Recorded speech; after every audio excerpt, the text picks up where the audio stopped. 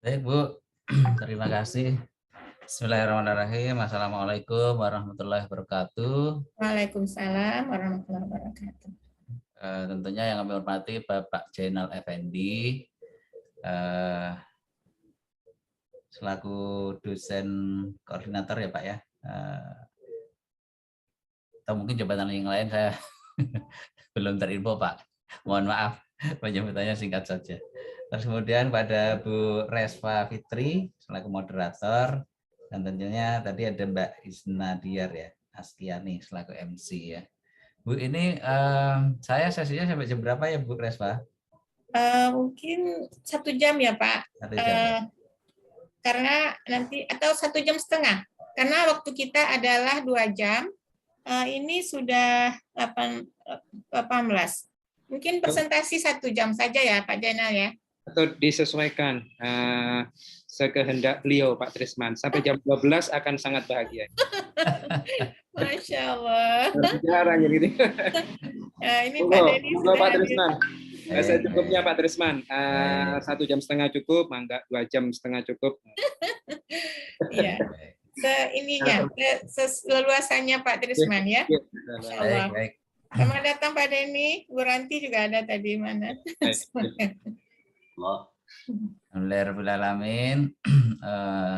Segala puji syukur kepada panjang pada Allah Taala yang atas izinnya alhamdulillah pada pagi hari ini kita bisa bertemu ya dalam majelis ilmu ya, kuliah umum ya namanya, atau kuliah tamu seperti itu. Salawat serta salam kita sanjungkan kepada junjungan kita Rasulullah SAW, keluarganya, sahabatnya, serta orang-orang yang senantiasa istiqomah di jalannya. Pertama-tama tentunya kami mengucapkan terima kasih Pak Jainal, Bu Reswa ya, bisa memenuhi undangan dari IPB yang mana kalau melihat undangannya ditujukan pada direktur ya Pak. Namun demikian pada kesempatan pagi hari ini saya bisa mewakili Bu Direktur untuk yang pertama tentunya silaturahmi ya dengan Bapak Ibu dosen mata kuliah Lembaga Keuangan Syariah, dan tentunya juga kepada para adik-adik mahasiswa ya IPB.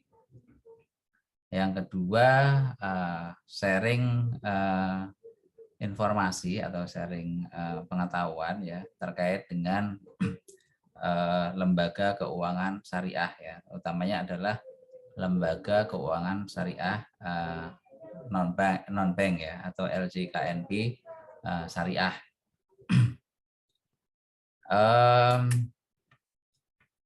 Mungkin itu terkait yang akan saya sampaikan.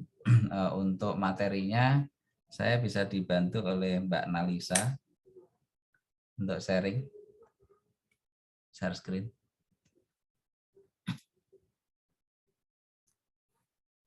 Nah, ini agenda kita ke depan, 2 jam ke depan, materi industri keuangan non-bank syariah.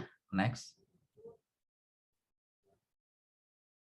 Untuk agendanya, kita akan mengenal sedikit ya terkait dengan otoritas jasa keuangan, mengenai tugas dan fungsinya, terus kemudian terkait dengan Direktorat IKNB Syariah, market update-nya, kemudian jenis IKNB Syariah. Next. Nah, ini sebagaimana kita ketahui teman-teman adik-adik sekalian, bahwasanya OJK ini dibentuk sesuai dengan Undang-Undang Nomor 21 tahun 2011, yang mana OJK merupakan lembaga independen dan bebas dari campur tangan pihak lain, yang fungsinya adalah melakukan pengaturan, pengawasan, pemeriksaan, dan penyidikan sebagaimana diatur atau dimaksud dalam undang-undang ini. Nah, sebelum didirikannya OJK, tentu kita sudah mengetahui bahwasanya saat itu untuk pengawasan sektor jasa keuangan itu ada 2 instansi yang mengawasi ya.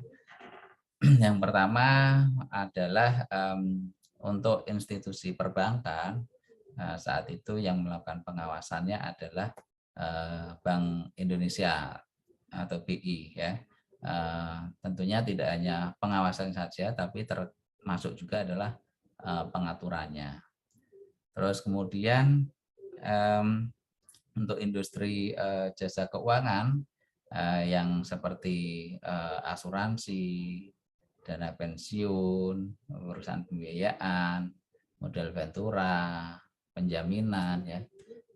Dan juga yang melakukan pengawasan terhadap pasar modal. Nah, itu pada saat itu yang melakukan adalah Kementerian Keuangan, yaitu Badan Pengawas Pasar Modal Lembaga Keuangan. Yang mana kalau kita melihat sejarahnya, Badan Pengawas Pasar Modal Lembaga Keuangan atau BAPEM MLK saat itu juga merupakan fusi ya, gabungan dari Bapepam, Badan Pengawas Pasar Modal, dan DJLK, Direktorat Jenderal Lembaga Keuangan ya. Nah, namun setelah terbentuknya Undang-Undang Nomor 21, fungsi pengawasan terhadap lembaga keuangan, baik perbankan maupun pasar modal atau lembaga jasa keuangan atau IKNB gitu ya, IKNB, Industri Keuangan Non-Bank. Nah, itu seluruhnya dilakukan oleh OJK ya.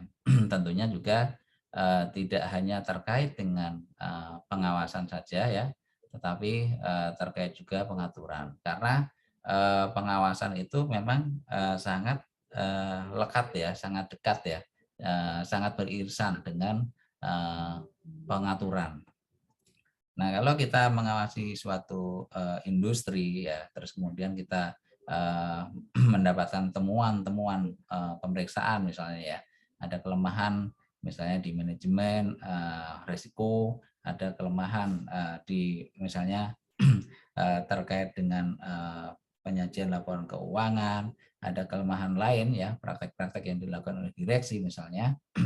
Nah, itu tentu saja hal itu memerlukan pengaturan lebih lanjut ya, sehingga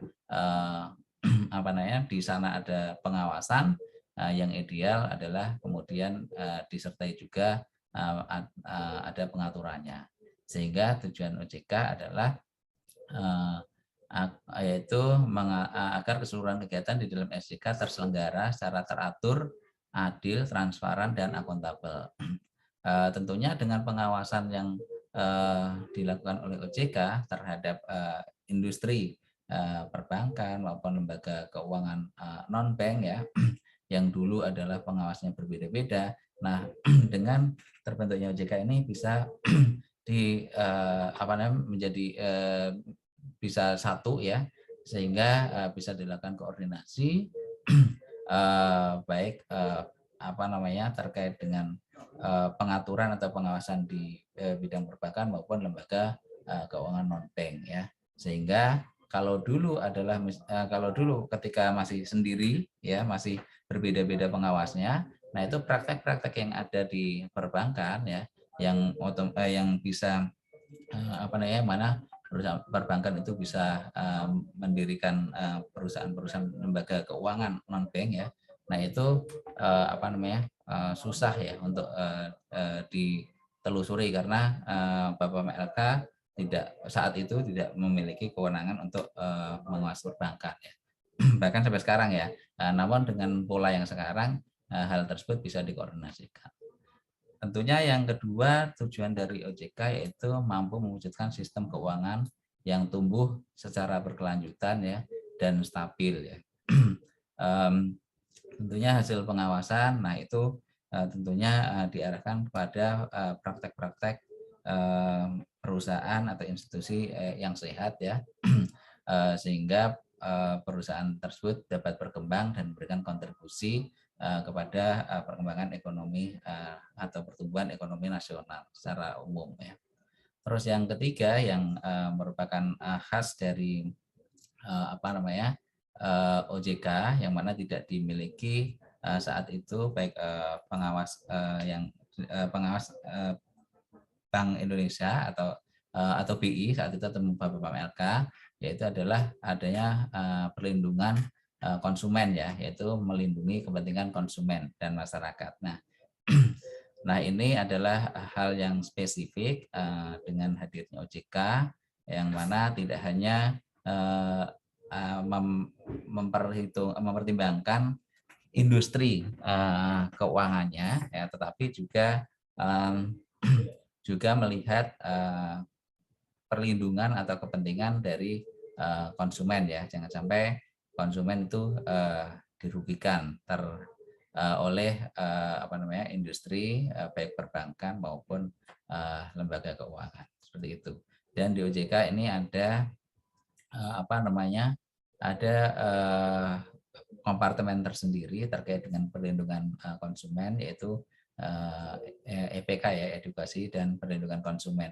Bahkan ada 1 dari 7 ADK itu adalah salah satunya adalah ADK atau anggota Dewan Komisioner perlindungan konsumen ya, seperti itu. Next. Nah ini tadi sudah saya sampaikan ya terkait dengan fungsi dan tugasnya adalah melakukan pengaturan dan pengawasan baik perbankan, perbank umum maupun bank syariah, termasuk juga BPR dan BPRS, kemudian pasar modal ya, peran sekuritas maupun manajer investasi, terus kemudian pengaturan dan pengawasan IKNB, yaitu perasuransian, dana pensiun, lembaga pembiayaan, dan LJK, NB lainnya ya. Tentunya di dalam pengaturan dan pengawasan ini secara undang-undang OJK ya tidak secara eksplisit ya dinyatakan terkait dengan syariahnya, namun demikian dalam prakteknya tidak hanya yang konvensional saja, tetapi pengaturan dan pengawasan juga ditujukan untuk perbankan yang melakukan kegiatan usaha syariah, demikian juga pasar modal syariah dan IKNB yang melakukan kegiatan syariah. Next.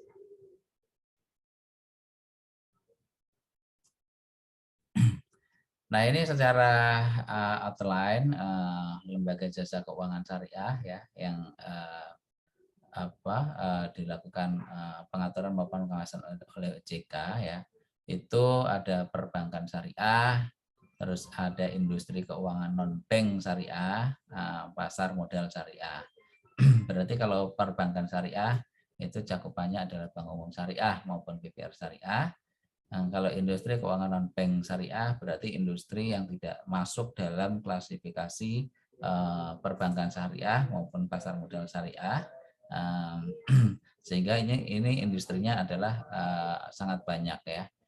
Yang pertama perasuransian syariah, yang kedua dana pensiun syariah, lembaga pembiayaan syariah, dan lembaga jasa keuangan syariah lainnya.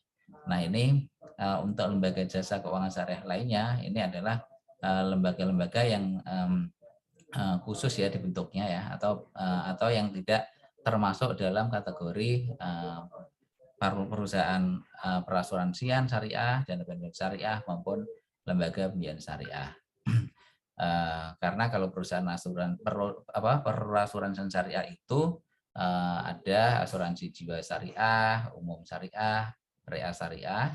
Sementara kalau dana pensiun itu dari sisi pendirinya itu ada 2 ya, DPLK, dana pensiun lembaga keuangan yang didirikan oleh perusahaan asuransi jiwa atau bank umum ya. Terus kemudian ada DPPK, dana pensiun pemberi kerja, yang mana yang didirikan oleh orang yang mempekerjakan karyawan ya atau mitranya seperti itu. Terus kemudian untuk lembaga pembiayaan syariah kategorinya ada 3, perusahaan pembiayaan syariah, modal ventura syariah, perusahaan pembiayaan infrastruktur.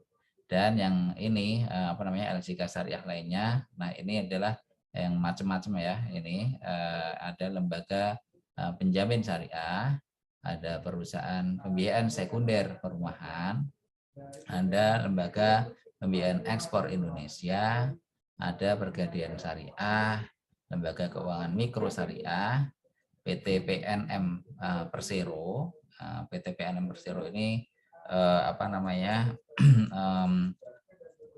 usahanya, kegiatan usahanya yaitu melakukan pemberian pinjaman ya kepada nasabah-nasabah yang skopnya kecil ya ini, dan saat ini modelnya adalah dengan Grameen ya, seperti Grameen Bank gitu ya antara lain. Terus kemudian ada penyelenggara P2P lending atau fintech syariah.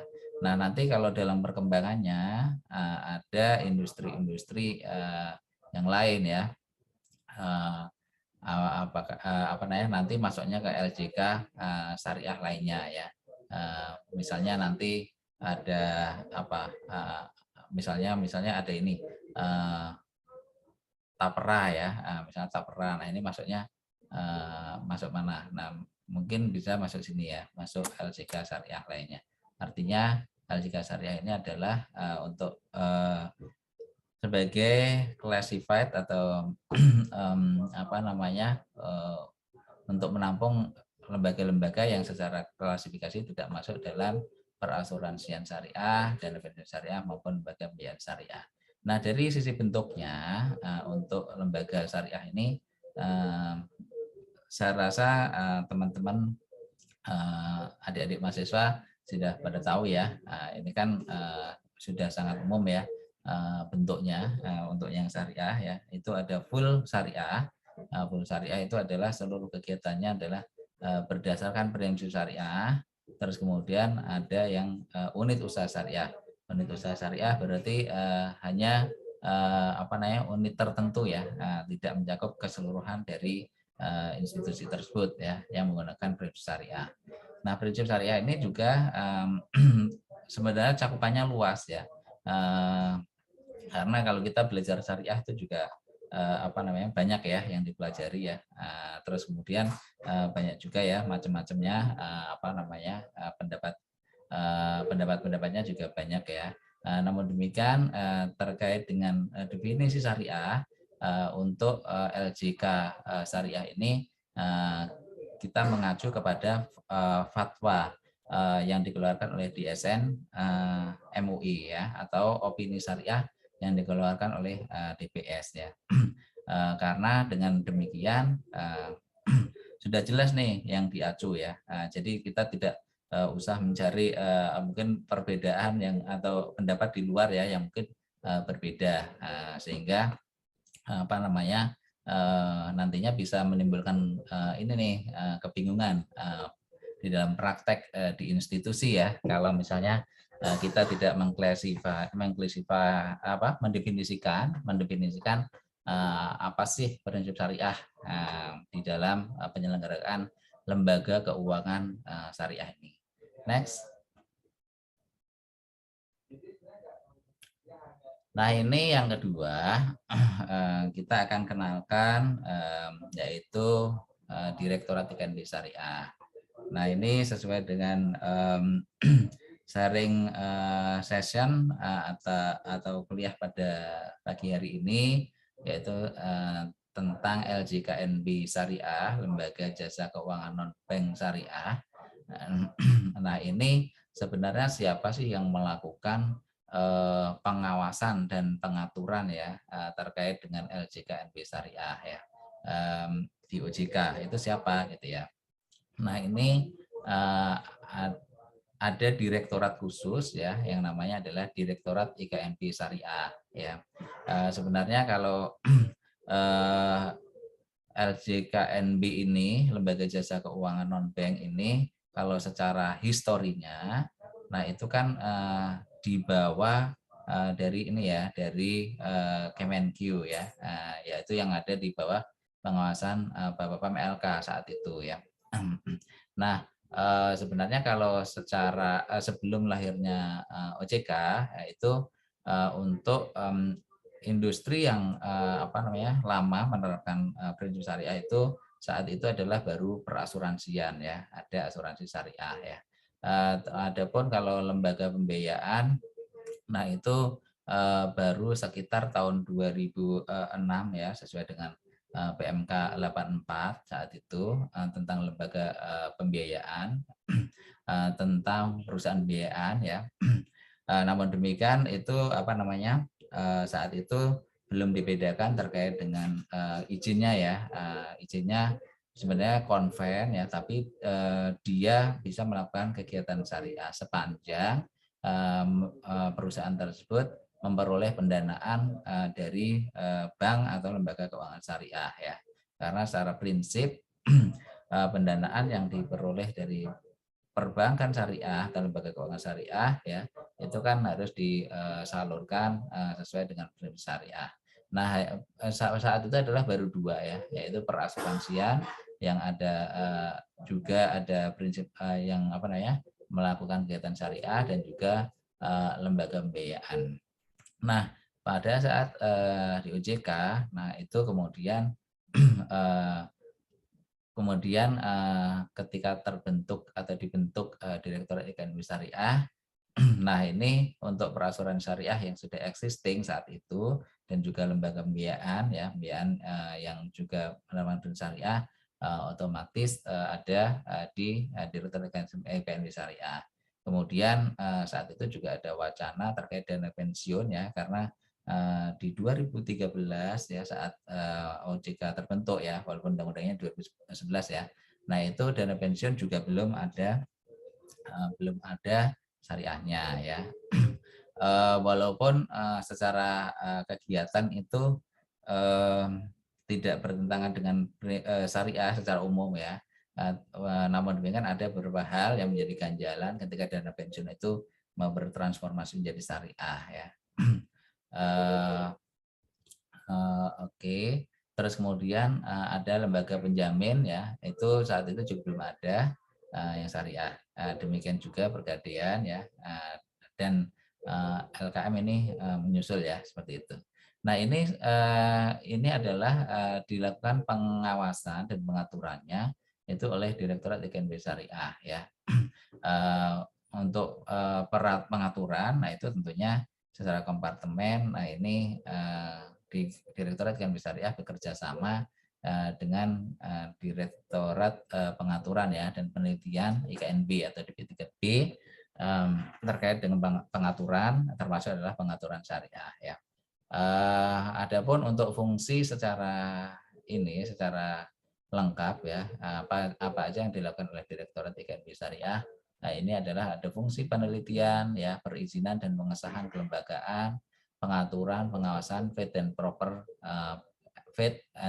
pengurus ya. Nah, ini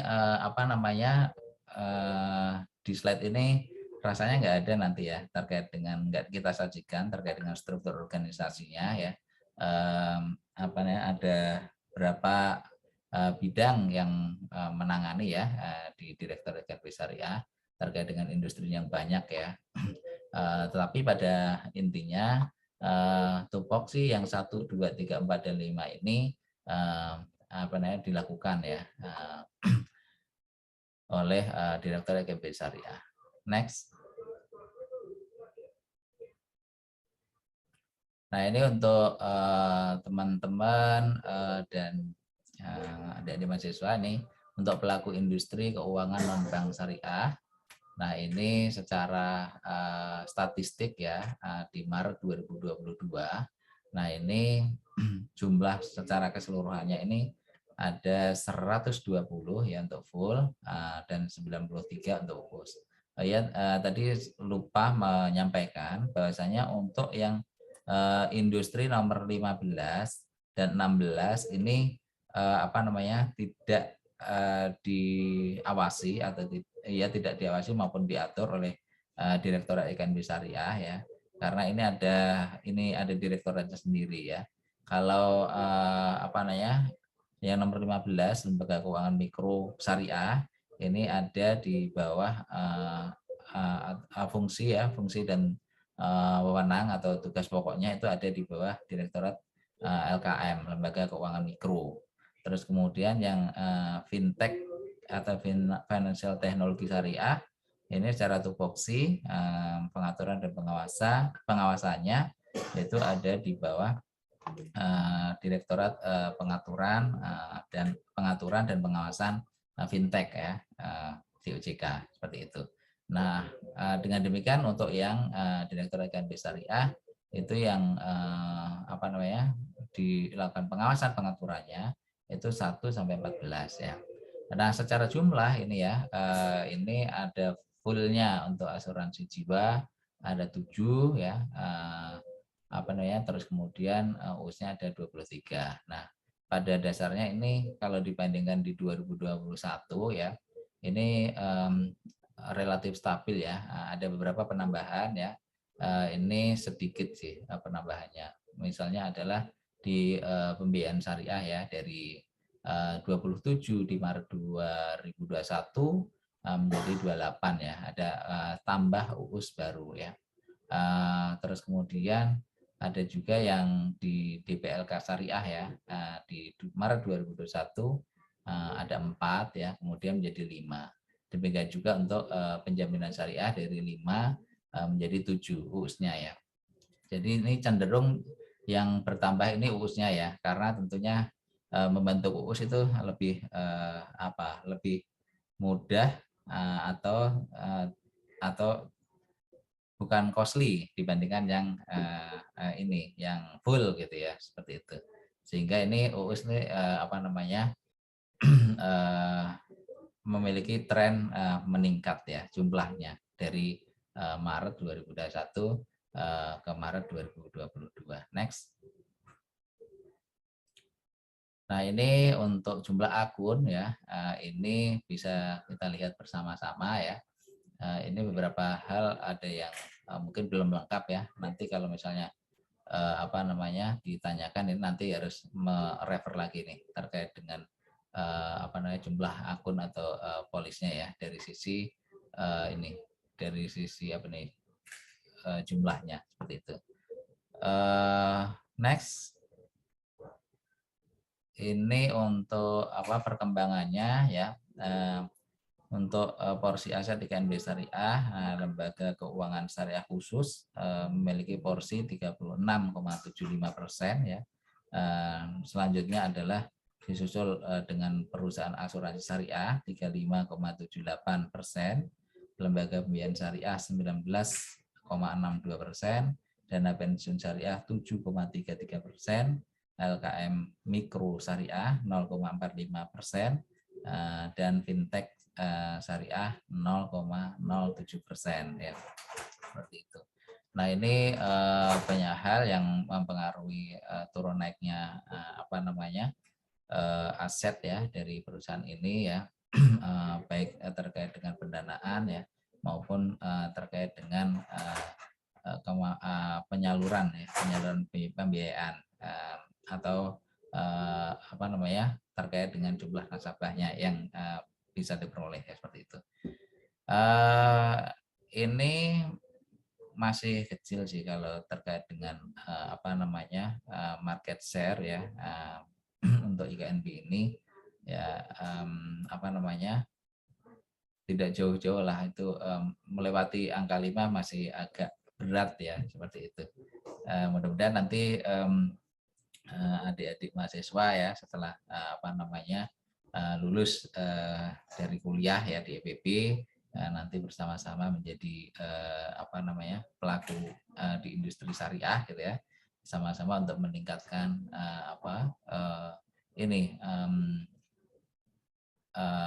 proporsi ya atau meningkatkan pertumbuhan syariah sehingga nanti proporsi dari LJKNB syariah ini tidak jauh-jauh lah terpautnya dengan yang konvennya. Next. Ini untuk sebarannya ya, secara dilihat dari secara provinsi masih belum merata ya, walaupun penyebarannya udah banyak ya, udah di seluruh Indonesia. Namun demikian porsi terbesar memang masih di Jawa ya, yaitu Jawa Barat, terus kemudian Jawa Timur, Jawa Tengah ya, terus Banten dan DKI Jakarta ya. Jadi masih ini masih di Jawa penyebarannya ya, yang paling besar ya, belum merata ke hal-hal yang lain ya. Tentunya ini kan pasti apa namanya beberapa faktor ya yang membuat konsentrasi itu lebih banyak ada di Jawa ya. Misalnya karena memang Jawa jumlah penduduknya banyak ya, sehingga demand-nya akan lebih tinggi seperti itu. Dan tentunya apa namanya dari infrastruktur mungkin juga mempengaruhi juga ya. Next. Nah ini untuk literasi keuangan syariah. Nah ini masih kecil ya. Yaitu apa namanya tingkat masyarakat mengenal syariah ya, keuangan syariah itu seperti apa ya. Ini secara statistik ya, masyarakat itu lebih mengenal perbankan ya dibandingkan dengan perasuransian, dana pensiun itu apa gitu ya. Terus pasar modal, lembaga pembiayaan ya. Lembaga pembiayaan lumayan nih tinggi ya di apa namanya di tahun 2019 ya. Terus kemudian ada pergadaian ya. Jadi untuk produk-produk ya, produk-produk atau terkait dengan hal-hal terkait dengan asuransi dan pensiun dan sebagainya, LJKNB. Nah ini masih di bawah perbankan. Jadi masyarakat lebih tahu apa itu bank gitu ya. Terus kemudian dari si inklusi ya, inklusi keuangan, seberapa banyak ya orang itu menggunakan keuangan syariah. Nah ini secara statistik ya atau dari hasil survei ini perbankan juga tetap lebih tinggi ya. Jadi masyarakat lebih banyak menggunakan produk-produk perbankan ya. Karena ini tadi karena mereka lebih mengenal perbankan ya dibandingkan dengan produk-produk yang ada di asuransi, dapen ya dan sebagainya ya. Sehingga apa namanya ini secara inklusi ya itu apa namanya masih terpaut jauh dengan konven ya. Konven masyarakat lebih mengenal konven ya dibandingkan dengan syariah. Tentunya ini adalah tantangan buat kita semua, tantangan buat pelaku syariah ya, baik dari si industri maupun dari si regulator ya. Karena apa namanya tentunya kalau literasi maupun inklusi ya syariah ini tingkat inklusi maupun literasi syariah ini kan pasti ada kaitannya nanti dengan ini apa namanya market share ya yang akan dibentuk ya seperti itu. Next.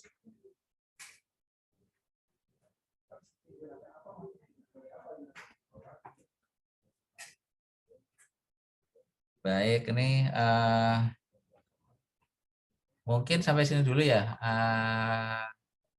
Sorry. Oh, Bu Respa ini nanti terakhir aja Bu ya intinya. Apa namanya? Ya Pak. Ini ya tanya jawabnya terakhir Bu Respa ya. Boleh. Baik, baik. Ya. Baik, kalau begitu kita lanjutkan. Tapi kalau seandainya ada mahasiswa yang mau tanya, apa boleh di tengah-tengah Pak? Boleh mungkin di chat aja kali ya. Oh di chat ya. Ya. Chat. Lanjut aja ya Pak. Nanti setelah selesai baru Q&A-nya setelah selesai. Bagi Baik, Bu. Ya, bagi mahasiswa yang mau tanya di chat aja boleh ya. Nanti dibacakan. Silakan Pak. Baik, Bu. Baik, kita lanjut. Nah, ini LJKNB syariah yang pertama. Ini ada asuransi syariah ya. Asuransi syariah ini adalah usaha saling melindungi dan saling menolong di antara jumlah orang atau pihak untuk menghadapi risiko tertentu melalui akad ataupun perikatan yang sesuai dengan prinsip syariah. Nah, ini sebenarnya kan kalau gambaran dari asuransi konven itu adalah ini apa namanya? Jadi kalau kita itu tidak mau menghadapi risiko ya, misalnya atas kerugian yang akan kita derita ya, atau mungkin atas kemungkinan meninggalnya seseorang ya gitu kan. Ya, itu kan kalau di asuransi konven itu apa namanya, kita mengikut itu ya, mengikut apa namanya, asuransi ya, kepada suatu perusahaan asuransi seperti itu. Artinya nanti kalau misalnya kerugian yang kita khawatirkan tadi ya benar-benar terjadi, nah nanti dari asuransi itu akan mengganti ya, atau apa namanya, membayar klaimnya seperti itu. Nah, tentunya kan itu apa namanya, dari kita atau sebagai peserta asuransi tadi juga diharuskan untuk membayar namanya premi seperti itu.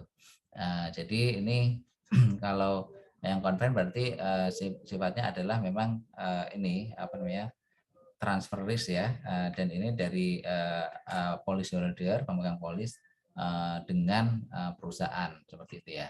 Tetapi kalau yang asuransi syariah, nah ini adalah modelnya ini ada pool of fund ya. Jadi para policy holder atau pemegang polis ya, pemegang polis yang di di asuransi syariah ini ada menyisihkan sebagian atau porsi dana tertentu gitu ya di dalam kontribusi yang dilakukan ya, nanti itu porsi tertentu itu kemudian menjadi pool ya, pool of fund ya, atau menjadi dana bersama ya, dana bersama yang tujuannya nanti kalau misalnya ada terjadi kerugian ya dari salah satu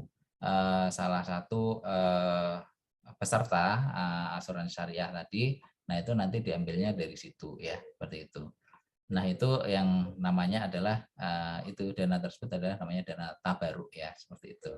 Nah ini tentunya apa namanya, karena asuransi syariah adalah prinsipnya menggunakan prinsip syariah ya, tentunya harus ada akad ya, perjanjian ya, perjanjian-perjanjian apa yang ada di asuransi syariah ya.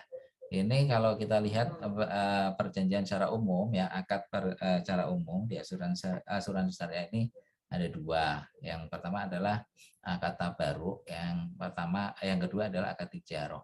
Akad tabaruk ini berarti apa namanya, sifatnya tidak komersial ya. Memang dimaksudkan untuk dana kebajikan atau tolong menolong ya, seperti itu. Sehingga tidak ada istilah apa namanya, untuk mendapatkan return ya, seperti itu. Tapi adalah murni ya, untuk tolong menolong. Nah ini akad tabaruk ini adalah merupakan akad untuk menghibahkan dana dari peserta ke dana tabaruk untuk tujuan saling menolong dan saling melindungi. Jadi ketika pemegang polis di perusahaan asuransi itu, perusahaan asuransi syariah ya, yang ada dana ada porsi tertentu yang apa namanya, dikumpulkan tadi sebagai pool of fund ya, dana tabaruk. Nah ini adalah akadnya hibah ya, hibah dari pemegang polis ke itu tadi, ke apa namanya, kumpulan dana tadi atau dana tabaruk tadi ya, seperti itu. Jadi nanti kalau ada yang meninggal atau mengalami kerugian ya, dari situ nanti dari dana tabaruk itu nanti diambil ya, sebagai untuk mengganti kerugian ya, untuk kerugian yang diderita oleh salah satu peserta asuransi syariah. Terus bersifat dan bertujuan non komersial. Jadi dia tidak tidak ada hitung-hitungan untung atau rugi ya, karena memang tujuannya adalah untuk tolong menolong. Namun demikian kalau kumpulan dana tersebut menjadi banyak ya,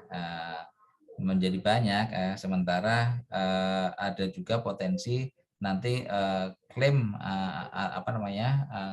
klaim ya, atau apa namanya, yang harus dibayarkan kepada peserta yang mengalami kerugian tadi juga lebih banyak. Nah itu kan ada kemungkinan nanti terjadi kekurangan ya, seperti itu. Jadi ada dua hal, ketika dananya itu banyak ya, nggak diapa-apain, nah itu kan artinya juga ini ya,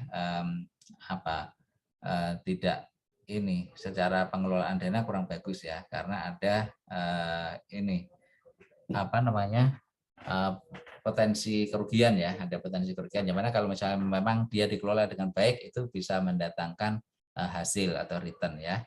Jadi jadi nanti dana tabaruk ini pun sebenarnya bisa diinvestasikan ya, diinvestasikan sehingga nanti dari hasil investasi itu semakin menambah besar jumlah dana tabaruk ya. Nah itulah nanti yang apa namanya muncul akad tijaroh ya.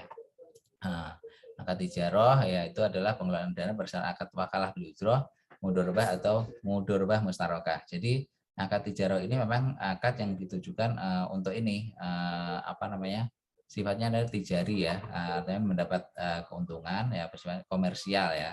Nah nanti model-modelnya itu ada wakalah bil ujroh, ada mudorobah atau mudorobah mustarokah ya.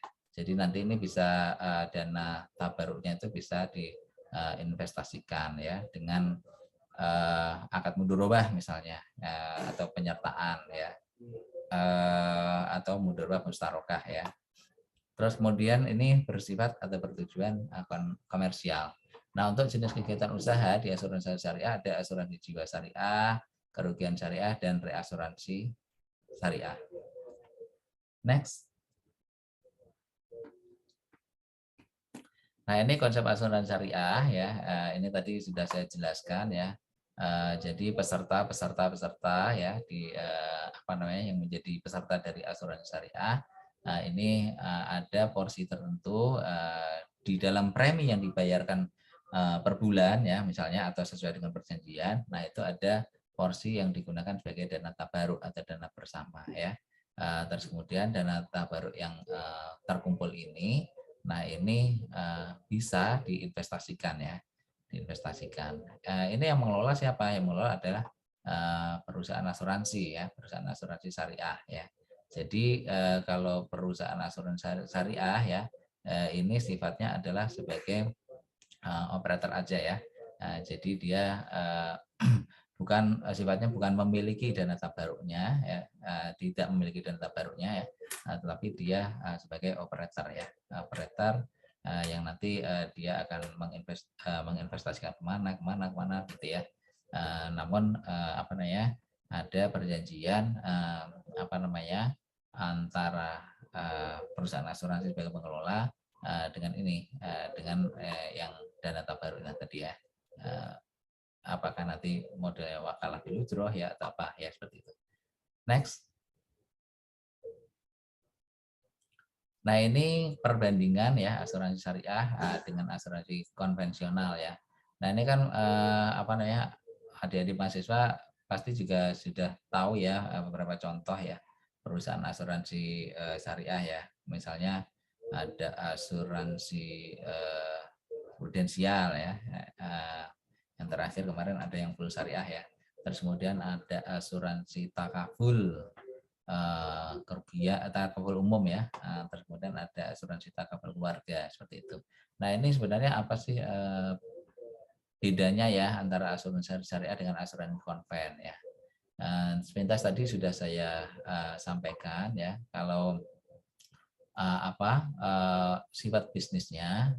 Kalau di asuransi syariah itu namanya risk sharing. Jadi kalau ada resiko yang ditanggung oleh salah satu pemegang polis ya, nah itu nantinya ditanggung bersama oleh anggota atau pemegang polis yang lain ya. Itu tadi yang diambilkan dari dana tabaruk ya seperti itu. Tetapi kalau ini konvensional ini sifatnya pengalihan risiko ya. Jadi kalau saya tidak mau menanggung risiko atas potensi kerugian saya alami ya dan saya mengikut asuransi konven, nah itu nanti saya ikut asuransi konven gitu ya.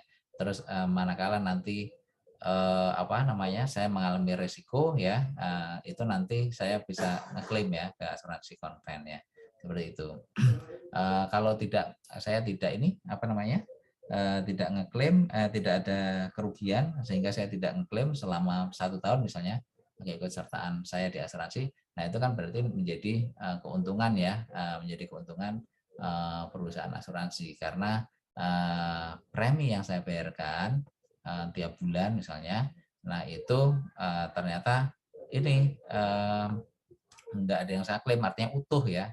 Sehingga itulah yang menjadi penghasilan atau dinikmati oleh perusahaan asuransi ya, risk transfer ya. Tapi kalau misalnya ada gitu ya, bisa jadi ada klaim, nah bisa jadi perusahaan asuransi itu secara apa namanya individu-individu, kalau hitungannya secara individu-individu per apa namanya pemegang polis, nah itu bisa dikatakan rugi ya kalau terjadi klaim seperti itu. Seperti itu. Terus kemudian tanggung jawab dan intensi pemegang polis atau peserta ya. Ini yang syariah, peserta menghibahkan sebagian kontribusinya ya. Kontribusi ini kalau di konvensional namanya premi ya, untuk kepentingan saling menolong ya, dan saling melindungi dengan peserta lainnya atas musibah atau risiko yang terjadi. Tadi sudah saya sampaikan. Terus kemudian kalau yang konvensional, pemegang polis wajib membayar premi untuk memperoleh perlindungan jiwa, kesehatan, dan atau hartanya dari perusahaan ya. Nah ini apa namanya harus bayar premi ya, sehingga nanti preminya pun juga kalau dari sisi waktu sama sih, baik yang syariah maupun konvensional ya terkait dengan waktu.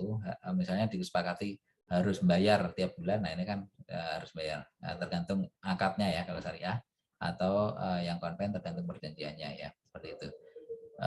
Terus kemudian untuk kepemilikan dana kelolaan, dana tabaruk dan dana investasi peserta dimiliki peserta sesuai dengan akad perjanjian.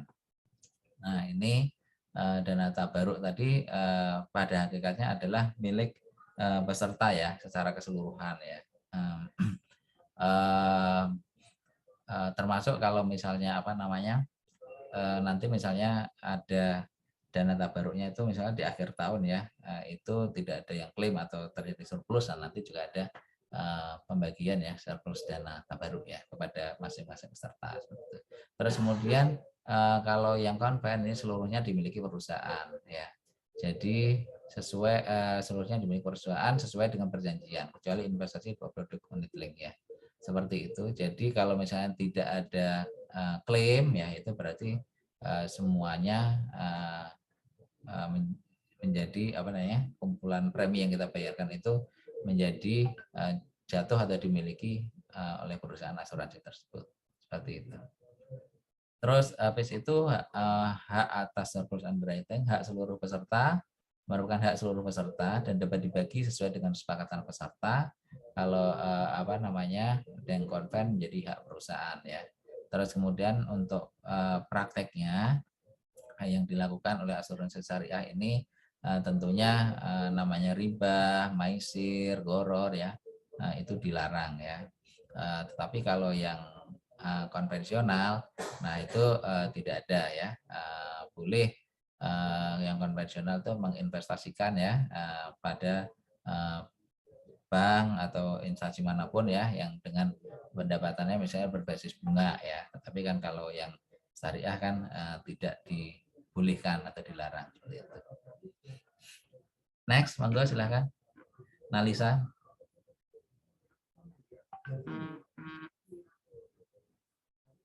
Next slide. Nah, ini untuk selanjutnya adalah pembiayaan syariah. Mungkin saya yakin juga ini adik-adik mahasiswa juga tahu ya ini pembiayaan syariah itu kayak apa sih gitu ya. Mungkin kan teman-teman juga adik-adik juga sudah tahu ya, misalnya ada apa namanya PT Adira misalnya ya, Adira Dinamika, ADMF Multi Finance misalnya, ada FIF misalnya ya, terus kemudian ada apa namanya Citivin, Citra Tirta Mulia gitu ya, misalnya ada apalagi itu, banyak sih itu seperti itu ya. Nah itu adalah contoh-contoh perusahaan pembiayaan ya. Perusahaan pembiayaan itu apa sih ya? Ini perusahaan pembiayaan adalah ini apa namanya perusahaan yang bergerak pada jasa keuangan ya, berupa penyediaan barang atau jasa yang dibutuhkan masyarakat atau dunia usaha dengan pembayaran secara angsuran ya. Jadi pembayarannya angsuran ya, intinya kan seperti itu. Jadi untuk proses bisnisnya seperti apa nih ya? Proses bisnisnya seperti ini ya di slide ini. Yang mana perusahaan pembiayaan ini dia memperoleh sumber pendanaan ya. Sumber pendanaan ini bisa bermacam-macam ya, bisa berasal dari bank syariah ya atau lembaga keuangan syariah ya, kemudian juga bisa berasal dari badan usaha lain gitu ya. Nah, atau juga misalnya penerbitan sukuk ya. Nah, ini terus kemudian atas sumber pendanaan tersebut ya, kemudian ini nanti disalurkan kepada konsumen ya. Disalurkan itu disalurkan pada konsumen ya. Jadi seperti dipinjamkan ya kalau konvennya kan begitu. Berarti ini nanti perusahaan pembiayaan ini memberikan pembiayaan kepada konsumen ya, karena kita syariah istilahnya pembiayaan ya. Jadi memberikan pembiayaan kepada konsumen seperti itu. Nah, ini kalau secara ketentuan, nah ini sudah diatur nih ya. Jadi nanti model pembiayaan kepada konsumennya ini apa gitu ya. Ini secara ketentuan ada 3 ya. Bisa berupa pembiayaan jual beli ya, atau namanya pembiayaan investasi atau juga pembiayaan jasa seperti itu. Oke. Nah, ini karena perusahaan syariah berarti nanti sumber pendanaannya ini harus syariah ya, dan nanti disalurkannya ini secara syariah juga seperti itu. Next. Nah, ini untuk detailnya terkait dengan kegiatan usaha yang 3 tadi. Ada pembiayaan jual beli, pembiayaan investasi, pembiayaan jasa. Nah, ini kalau pembiayaan jual beli, nah ini apa yang model apa yang bisa dilakukan oleh perusahaan pembiayaan ya ketika menyalurkan pembiayaan kepada konsumen ya. Ini bisa menggunakan akad murabahah, menggunakan akad salam, menggunakan akad istisna ya. Murabahah itu berarti perusahaan pembiayaan itu melakukan jual beli ya, atau menjual barang ya kepada nasabah ya, dengan menyebutkan harga pokoknya dan marginnya ya, seperti itu. Jadi nanti karena ini modelnya angsuran ya tadi, berarti ini nanti perusahaan pembiayaan jadi kalau misalnya pada prakteknya kan tentunya ini ya, tentunya perusahaan pembiayaan itu dia tidak memiliki stok ya, tidak memiliki persediaan barang ya. Misalnya gini, misalnya konsumen itu dia mau beli motor gitu ya. Konsumen mau beli motor. Tentunya kan perusahaan pembiayaan kan di kantornya dia tidak ada persediaan atau stok motor ya, seperti itu. Tapi motor itu ada di dealer gitu kan, ada di dealer. Nah, sehingga nanti secara skema, nah itu konsumen datang ke dealer, melihat-lihat gitu ya, kendaraan cocok mana gitu kan. Terus setelah menemukan cocok, nah nanti dia datang ke perusahaan pembiayaan ya. Biasanya kalau di dealer-dealer itu kan sudah banyak itu perusahaan-perusahaan pembiayaan yang ada di sana ya, di meja-meja itu ya, di dealer itu. Nah, nanti tinggal pilih apakah misalnya pakai pembiayaan syariah A atau syariah B gitu ya. Tergantung kan biasanya kalau konsumen melihat tergantung price list-nya ya, price list-nya yang lebih murah yang mana ya, di antara perusahaan pembiayaan yang sudah standby yang ada di dealer tadi gitu kan. Seperti itu. Karena bisa jadi price list di antara perusahaan pembiayaan yang ada di dealer tadi, nah itu berbeda-beda gitu. Hal lain mungkin ini ya ada diskon ya, barangkali kan kita juga melihat diskonnya yang gede yang mana nih gitu kan, atau mungkin apa namanya mungkin kan orang juga melihat juga tenornya, yang memberikan tenor yang lebih lama yang mana nih gitu kan, misalnya terhadap perusahaan tertentu gitu kan, terhadap terhadap kendaraan tertentu gitu ya, misalnya motor tadi perusahaan apa namanya A ngasih tenor misalnya hanya maksimal 3 tahun ya. Nah, terus kemudian yang perusahaan BNB ngasih tenor misalnya 4 tahun gitu ya. Nah, tentunya kan konsumen apa namanya sesuai dengan ini ya perencanaan cash flow mereka ya, mungkin lebih tertarik dengan yang 4 tahun gitu kan, karena dengan demikian bisa dia bisa apa namanya pembayaran per bulannya itu lebih kecil gitu ya. Tetapi apa namanya itu semua dikembalikan pada konsumen sih, dia pilih yang mana seperti itu ya. Terkait dengan tenornya ya, seperti itu. Nah, itu beberapa alasan ya mungkin yang bisa apa namanya dilakukan oleh konsumen untuk memilih perusahaan BN mana yang apa namanya yang diinginkan untuk menjadi ini apa namanya diinginkan untuk bisa membiayai keinginan konsumen di dalam membeli kendaraan atau motor tadi seperti ya. Seperti itu. Nah, itu. Terus kemudian yang kedua adalah salam ya. Salam ini adalah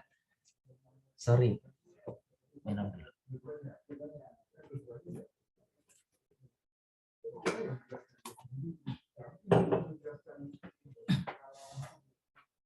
Salam ini berarti apa namanya? Jual beli juga, tapi modelnya adalah jual beli secara pesanan ya. Jual beli pesanan. Jual beli secara pesanan, tapi nanti dia membayarnya itu membayar lebih dulu gitu ya. Nanti dengan menyebutkan jumlah dan kualitas ya barang yang ingin dia pesan seperti itu ya. Seperti itu. Istisna pesanan juga ya. Pesanan juga nanti kesepakatan sama hampir sama dengan salam ya, menyebut ke jumlah atau kualitas dari barang ya tersebut ya, atau nah nanti untuk pembayarannya bisa per termin ya seperti itu. Nah, ini biasanya kalau istisna ini adalah kaitannya dengan misalnya apa ya untuk membeli sesuatu yang mesti dibuatkan lebih dulu gitu ya, barangnya belum ada gitu ya, belum ready ya dan harus dibuat dulu ya seperti itu. Nah, nanti pembayarannya bisa per termin ya sesuai kesepakatannya. Misalnya kalau sudah barang tersebut sudah di apa namanya sudah dirakit gitu ya, misalnya sudah berapa persen gitu ya. Atau kalau misalnya kalau membeli rumah misalnya kan, rumah sudah tahap 30% jadi gitu ya. Nah, nanti bayar berapa persen yang disepakati gitu ya. Nah, kemudian nanti setelah 50% atau 60% gitu ya. Nah, nanti kesepakatan bayarnya berapa gitu ya. Nah, itu sesuai kesepakatan ya antara perusahaan BN dengan konsumen seperti itu. Nah, ini yang kedua ini adalah pembiayaan investasi ya. Pembiayaan investasi ini ada mudorobah, ada musyarakah, mudorobah mustarokah, musyarakah mutanakisoh ya. Nah, ini nanti adik-adik bisa dilihat ya fatwanya yang terkait. Nah, ini sudah disampaikan ya. Mudorobah itu intinya adalah nanti apa namanya ada proyek tertentu ya, misalnya konsumen ya datang kepada perusahaan pembiayaan ya, dia menyampaikan bahwasanya dia akan membuat proyek tertentu ya, tapi dia nggak punya duit gitu. Nah, dia datang kepada perusahaan pembiayaan. Nah, oke, setelah apa namanya disepakati terjadi kesepakatan gitu ya. Nah, nanti ini perusahaan pembiayaan memberikan dana ya kepada konsumen ya.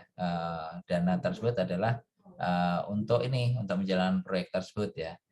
Jadi terjadi sirkah ya atau kerjasama antara perusahaan pembiayaan dengan konsumen. Yang mana konsumen ini dia nggak punya modal dalam bentuk uang ya, tapi dia punya keahlian seperti itu. Atau dia punya keahlian atau punya nama ya, reputasi gitu ya, untuk menjalankan proyek tersebut gitu ya. Nah nanti perusahaan pembiayaan inilah yang kemudian memberikan dana ke proyek tersebut ya, proyek tersebut, sehingga proyek tersebut nanti bisa dijalankan oleh konsumen dimaksud seperti itu. Nah, perusahaan pembiayaan dalam hal ini nanti disebut dia sebagai sohibul mal ya, pemilik dana, dan konsumen itu disebut sebagai mudorib atau pengelola ya, seperti itu. Nah, itu nanti kalau ada terjadi kerugian ya secara teori, kerugian itu memang pada akhirnya yang menanggung adalah sohibul mal ya, kerugian proyek ya, sohibul mal ya. Namun kalau kerugian itu disebabkan kesengajaan ya yang dilakukan oleh mudorib ya, atau konsumen tadi, nah itu kerugian tersebut yang nanggung adalah si mudorib seperti itu. Nah ini yang kedua adalah musyarakah ya. Kalau musyarakah ini pada intinya kerjasama juga bersama dengan mudorobah ya. Namun demikian bedanya kalau mudorobah itu mudorib itu dia tidak berkontribusi terkait dengan pendanaannya ya. Tetapi kalau ini musyarakah adalah konsumen ada porsinya ya, perusahaan pembiayaan ada porsinya untuk mengelola proyek tertentu ya. Nanti untung dan ruginya itu disepakati ya sesuai kesepakatan ya. Biasanya pada prakteknya itu didasarkan pada porsi pendanaannya. Biasanya seperti itu. Tapi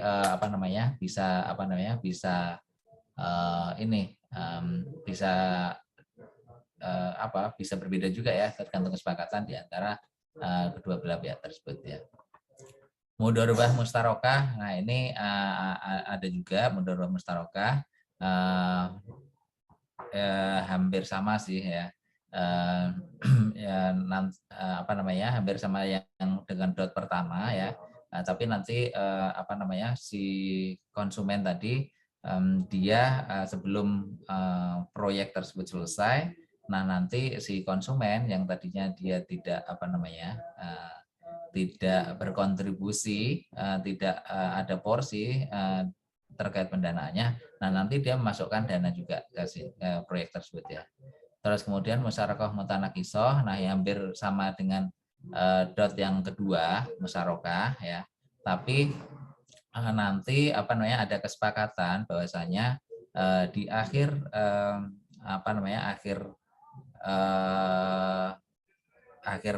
masa proyek ya, misalnya disepakati 4 tahun misalnya ya. Nah nanti setelah 4 tahun ya, itu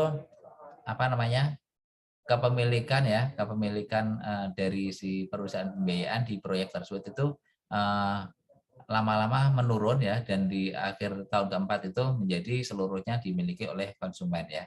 Jadi kalau misalnya saya contohkan misalnya di proyek tersebut ya, perusahaan pembiayaan dia ngasih berapa 80% gitu ya, 80% porsinya, dan konsumen 20%.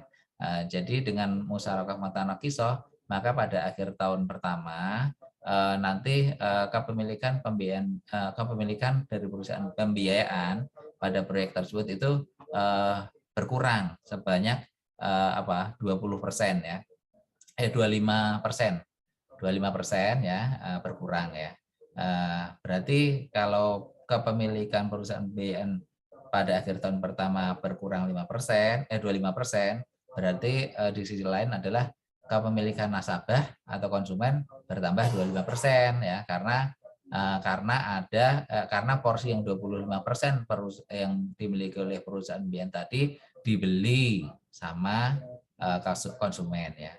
Demikian juga di tahun kedua berkurang 25% lagi ya, sehingga yang yang di konsumen bertambah 25% lagi ya, sehingga pada akhir tahun keempat, nah itu proyek tersebut sepenuhnya menjadi milik konsumen ya, karena sudah ada yang dibeli atau diambil sama konsumen porsinya seperti itu. Terus ada pembiayaan jasa ya, ada ijaroh mutayyabit tamlik, hawalah bil ujroh, wakalah atau wakalah bil ujroh, kafalah bil ujroh, dan qard ya. Nah ini kalau ijaroh berarti ini ijaroh ini sewa biasa ya seperti itu. Nah ijaroh mutayyabit tamlik, nah nanti di akhir mahasiswa di akhir masa sewa di akhir masa sewa, nah itu ada opsi ya, ada opsi untuk memilih ya barang itu dibeli ya atau dihibahkan ya seperti itu kepada konsumen seperti itu. Nah ini masih ada hawalah ya, hawalah bil ujroh ini terkait dengan anjak piutang ya, anjak piutang. Demikian juga ini wakalah bil ujroh ini juga bisa digunakan untuk anjak piutang ya, dan sebagainya. Nah ini kalau secara ketentuan, nah akad-akad ini nanti yang yang sifatnya tunggal, berdiri sendiri, tidak murokab, tidak gabung dengan akad yang lain, ya itu cukup dilaporkan aja nih kepada OJK. Tetapi kalau sifatnya gabungan ya, misalkan qard wal ijaroh ya, terus dan apalagi misalnya yang gabungan lebih dari satu akad, nah itu nanti harus mendapat persetujuan OJK ya. Setelah disetujui atau dilaporkan ke OJK, nanti OJK melakukan pencatatan sehingga setelah dicatat tadi produk bisa dipasarkan. Next slide.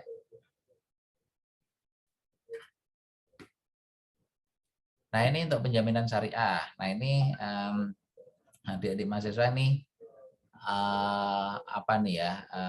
tentunya sudah tahu juga ya, perusahaan penjaminan syariah ini sebenarnya belum banyak ya. Tadi kalau di slide sebelumnya yang full itu hanya 2 ya. Selebihnya adalah UUS ya, unit usaha syariah. Nah yang full itu bisa misalnya adalah perusahaan atau PT Jamkrindo Syariah ya, penjaminan Jamkrindo Syariah, atau PT Jaminan Pembiayaan Askrindo Syariah. Nah itu yang dua contoh perusahaan penjaminan yang bergerak secara full menggunakan prinsip syariah ya. Nah ini apa sih penjaminan syariah itu? Penjaminan ini adalah penjaminan kewajiban finansial terjamin kepada penerima jaminan ya. Nah ini adik-adik bingung nggak nih? Terjamin apa sih, penerima jaminan apa? Nah, seperti itu. Nah ini saya pakai bahasa sederhana aja nih. Terjamin ini adalah debitur ya, debitur. Intinya gitu bahasa gampangnya ya.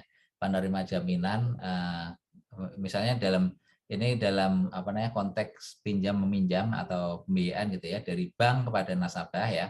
Nah ini yang terjamin itu adalah nasabahnya, yang penerima jaminan ini adalah banknya, seperti itu ya.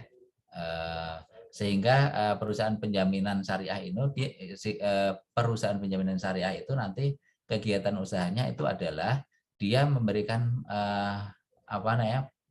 penjaminan atas kewajiban finansial terjamin ya. Manakala nanti si terjamin ini seiring dengan berjalannya waktu ya, dia misalnya tidak bisa membayar angsuran atau melunasi pinjaman atau melunasi pembiayaan yang diberikan bank tadi ya kepada dia ya. Nah itu kan itu nanti menjadi tugas ini perusahaan penjaminan ya. Jadi kalau si terjamin ini dia tidak bisa membayar angsuran misalnya, itu nanti si penjaminan syariah itulah yang melunasi sisa kewajiban terjamin ya kepada banknya, seperti itu. Nah kalau begitu enak dong ya, ya enggak juga gitu ya. Karena ini ya itu tadi sebenarnya tidak ada makan siang yang gratis gitu kan. Artinya walaupun ini nanti kalau dia tidak bisa membayar ya, dia ini dilunasi ya sama penjaminan perusahaan penjaminan ya. Nah itu tapi nanti kewajiban terjamin ini tidak hilang begitu aja gitu ya. Kewajiban terjamin itu beralih, yang tadinya dia kewajibannya adalah membayarkan angsuran kepada bank ya. Nah nanti dia berpindah ya kewajibannya itu menjadi dia membayarkan kewajibannya itu kepada perusahaan penjaminan ya, seperti itu. Nah ini kalau seperti itu, perusahaan penjaminan dapatnya apa sih ya? Perusahaan penjaminan itu terkait dengan transaksi ini, perusahaan penjaminan dapatnya adalah ini ujroh ya, atau kalau di dalam peraturannya namanya imbal jasa kafalah ya, IJK, imbal jasa kafalah. Kenapa dikatakan imbal jasa kafalah? Karena akad di penjaminan syariah ini, transaksi penjaminan syariah ini menggunakan akad kafalah ya, kafalah bil ujroh.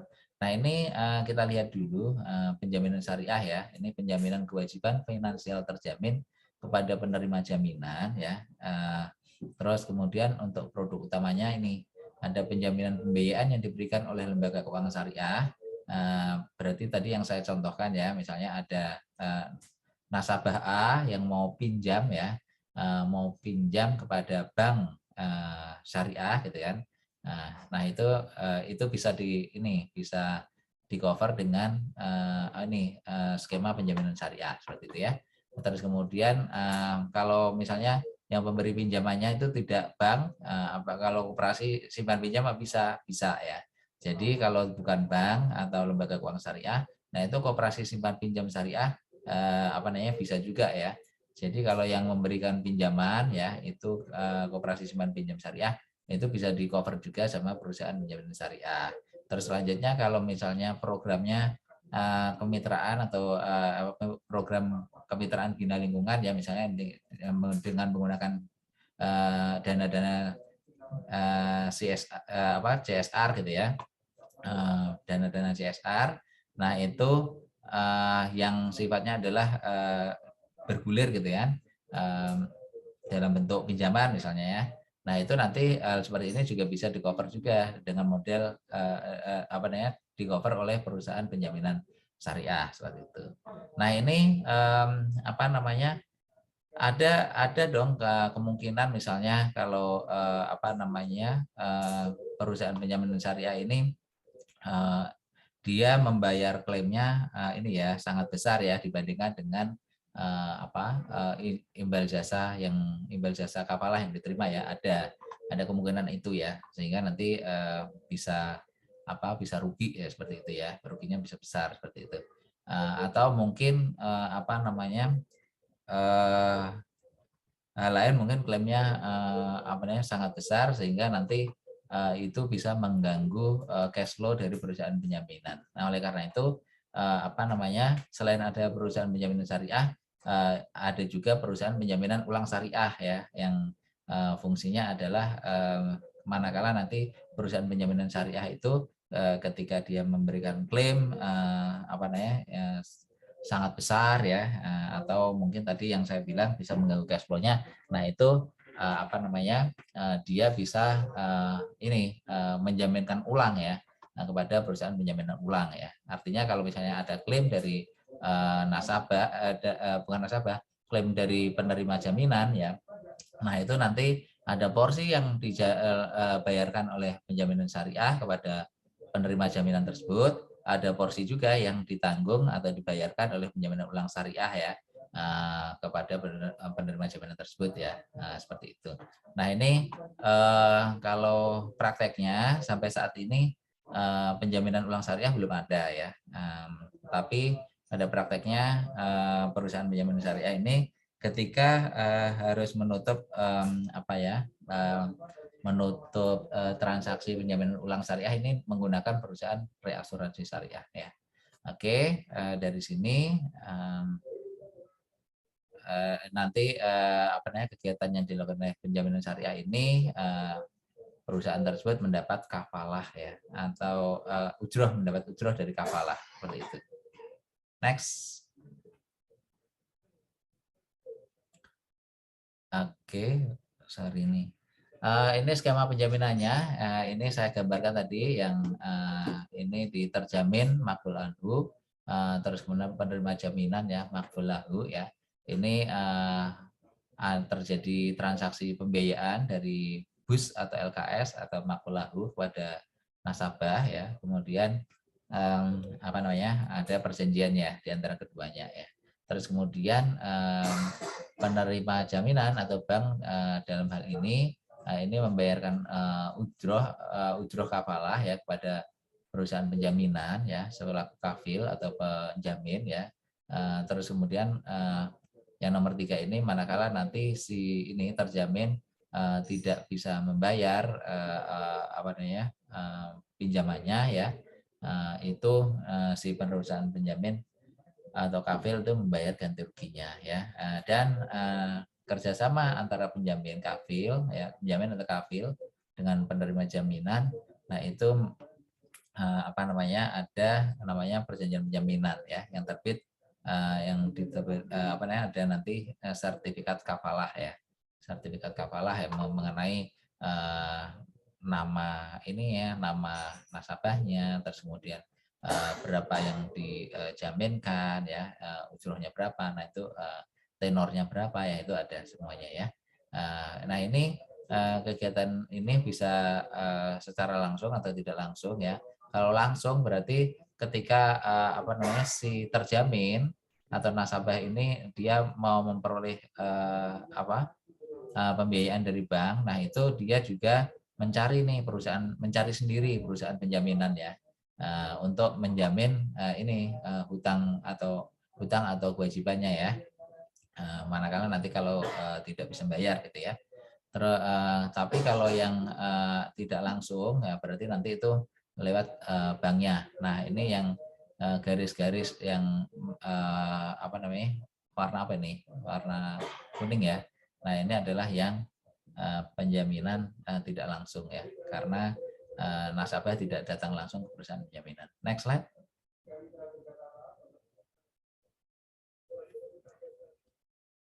Nah ini model Ventura syariah. Nah ini model Ventura syariah ini masih sedikit ya perusahaannya. Untuk yang full itu ada 4 ya. Mungkin adik-adik mahasiswa mungkin apakah sudah kenal misalnya PT PBMT Ventura Syariah ya. Permodalan BMT Ventura ya, permodalan BMT Ventura Syariah ya, atau PNM Syariah ya. Mungkin juga ada Amanah Ventura Syariah, ada Persada Ventura Syariah ya, seperti itu. Terus kemudian ada MBK ya, MBK itu mitra bisnis keluarga tapi dia konven memiliki syariah ya. Terus kemudian ada BAV ya, Bahana Arta Ventura Syariah, seperti itu.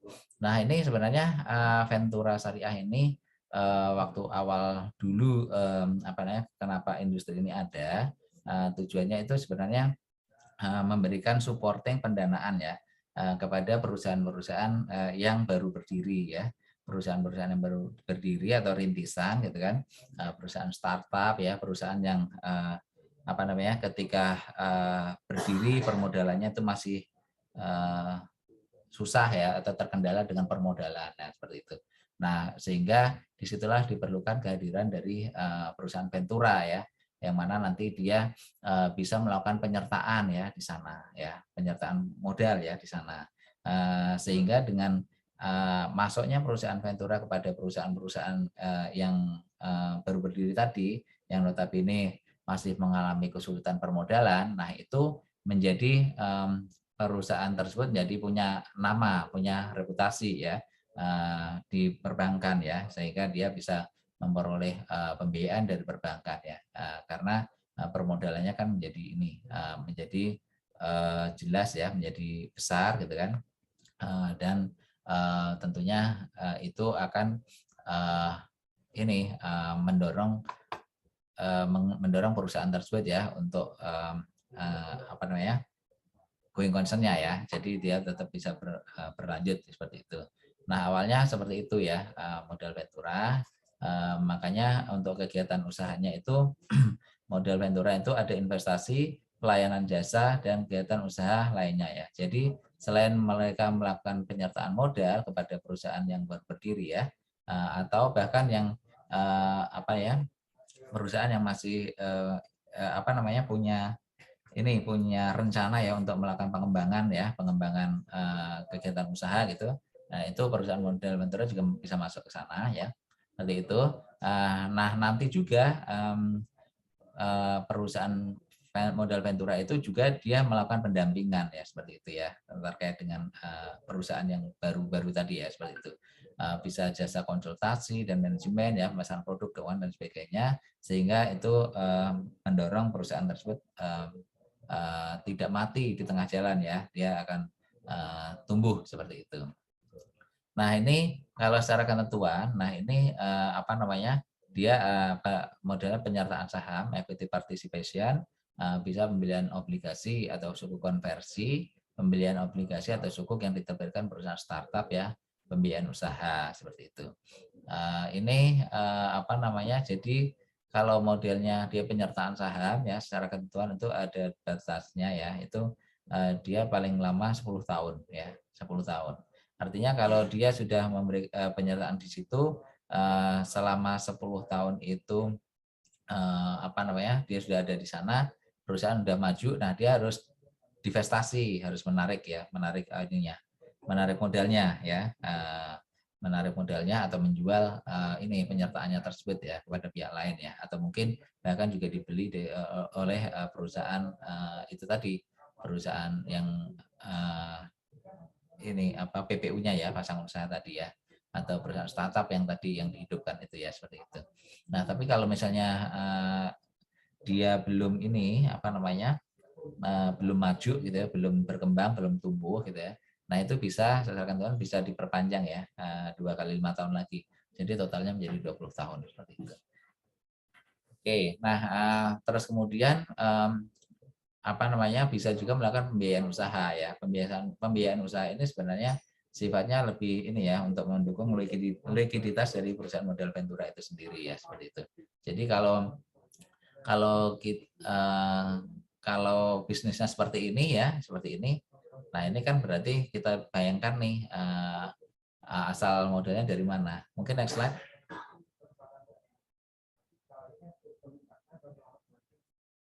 Next slide. Nah ini tentunya kan ini dananya dari mana untuk penyertaan itu ya, yang mana long term gitu ya, 10 tahun bisa diperpanjang gitu ya. Nah ini tentunya nih yang ideal itu adalah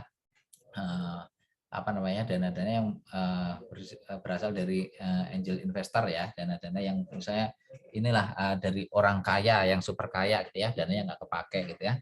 Dia masuk ke perusahaan modal Ventura sini ya, sehingga nanti ketika dana itu dikunci dalam bentuk penyertaan, ditempatkan dalam bentuk penyertaan selama 10 tahun. Nah ini dari si investornya oke-oke aja, nggak masalah gitu ya, seperti itu. Tetapi kalau misalnya ini dananya yang dari sini, yang investornya ini adalah perbankan ya, atau dana pinjaman atau pembiayaan dari perbankan, yang mana ada jatuh temponya, terhadap keharusan untuk membayar secara bulanan ya, membayar angsuran secara bulanan ya dari perusahaan Ventura ke banknya. Nah ini yang kemudian mempengaruhi bentuk bentuk bisnisnya dari perusahaan modal Ventura ya, seperti itu. Nah ini sesuai dengan skema ini, jadi dana-dananya berasal dari investor ya, itu diterima oleh perusahaan modal Ventura, terus kemudian ini disalurkan ya kepada perusahaan pasangan usaha ya. Perusahaan pasangan usaha ini PT yang kecil-kecil tadi ya, atau perusahaan-perusahaan tadi baru berdiri gitu kan, yang kesulitan modal tadi ya, seperti itu. Terus kemudian ini ada perjanjiannya ya, seperti itu. Nah nanti ini karena ini sifatnya yang dicontohkan ini adalah equity participation. Nah ini nanti ini ada divestasi yang modelnya adalah penawaran umum ya, IPO, kemudian menjual kepada PMS atau investor baru ya. menjual kembali pada pasangan usaha seperti itu. Oke. Jadi bentuknya seperti ini ya terkait dengan oh ya, oke. Tentunya ini kan pasangan usaha ini yang saya gambarkan itu adalah ini ya, perusahaan-perusahaan baru. Tentunya kan itu tadi perusahaan baru itu secara apa? Secara risiko. Nah, ini potensi kegagalan itu lebih besar ya. Nah, sehingga itu ketika Ventura masuk sini, nah itu harus benar-benar mereka ini memanage dengan baik ya, pendampingannya dilakukan dengan baik dan sebagainya. Nah, kalau tidak mau uangnya nanti hilang atau menguap begitu saja ya, seperti itu. Tapi keuntungannya ada potensi keuntungan juga ketika perusahaan-perusahaan yang baru didirikan ini tadi ya, misalnya maju ya, misalnya maju, ada kemungkinan nanti dana yang ditanamkan di ini di perusahaan pasangan usaha ini secara kapitalisasi menjadi secara nilai bisa jadi menjadi lebih tinggi ya dibanding misalnya return bagi hasil deposito misalnya seperti itu. Next slide. Nah, ini dana pensiun syariah. Nah, ini adik-adik mahasiswa apakah sudah tahu nih dana pensiun syariah itu apa ya? Contoh-contohnya apa? Nah, ini saat ini ada beberapa dana pensiun syariah ya, yang itu misalnya dana pensiun atau DPLK Bank Muamalat ya. Terus kemudian ada dana pensiun pemberi kerja syariah yaitu Rumah Sakit Islam Jakarta ya. Ada juga dana pensiun di BPK Syariah Universitas Muhammadiyah ya seperti itu. Nah, itu ada ya seperti itu. Nah, ini dana pensiun ini sebenarnya apa sih ya? Nah, ini kalau secara kan ya apa sampai jam 9.45 atau 9.50, Pak? 9.50, Bu. Oke. Ya, oke. Ya, kita kasih 10 menit sama mahasiswa ntar. Terima kasih, Pak Risman. Terima kasih. Baik, Bu. Ya, ini saya percepat aja karena waktu ternyata banyak ya. Ini apa namanya, intinya dana pensiun ini adalah ini dilakukan swasta ya. Ini swasta atau mungkin yang mendirikan yayasan ya, mungkin badan keagamaan ya seperti itu bisa mendirikan dana pensiun. Tujuannya itu adalah bahwasanya pekerja atau peserta dan pensiun, peserta yang ikut dana pensiun ini nanti di akhir masa kerja atau usia produktifnya itu dia masih memperoleh kesinambungan penghasilan ya, sehingga tidak drastis ya, yang mana saat di bekerja dia menikmati gaji tinggi gitu kan, kehidupannya pola kehidupannya tinggi, tapi nanti ketika dia pensiun ya, itu menjadi drop gitu ya, maksudnya penghasilannya jadi berkurang banyak ya, pola hidupnya menjadi berkurang banyak karena penghasilannya menjadi berkurang. Nah, ini dana pensiun ini sifatnya adalah untuk ini, untuk memberikan jaminan penghasilan pada saat yang bersangkutan pensiun. Jadi ini dikaitkan dengan usia. Next slide. Nah, ini ada dua jenis DPPK, DPLK. Tadi sudah saya berikan informasinya ya. DPPK ini adalah dana pensiun beri kerja didirikan oleh perusahaan atau instansi yang mempekerjakan karyawan. Terus kemudian DPLK ini adalah bank umum atau asuransi jiwa. Next slide. Nah, ini skema penyelenggaraannya. Nah, dana pensiun ini sebenarnya ada yang kita kuncinya, kata kuncinya itu adalah ada iuran ya, ada iuran yang harus dibayarkan ya.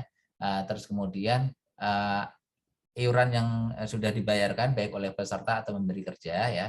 Nah, itu kemudian nanti diinvestasikan agar bisa memberikan bagi hasil gitu kan. Terus dari investasi tadi dan dari hasil investasi dan dari kumpulan dari iuran dan iuran peserta dan memberi kerja tadi, nah nanti pada saatnya akan dibayarkan sebagai manfaat pensiun kepada peserta dana pensiun tersebut ya, seperti itu. Nah, ini ada aturan-aturannya ya, misalnya untuk peserta yang sudah membayar iuran dalam waktu 3 tahun ya, terus kemudian meninggal dunia, nah itu nanti iurannya dikembalikan seperti itu tanpa pengembangannya, tanpa pengembangan.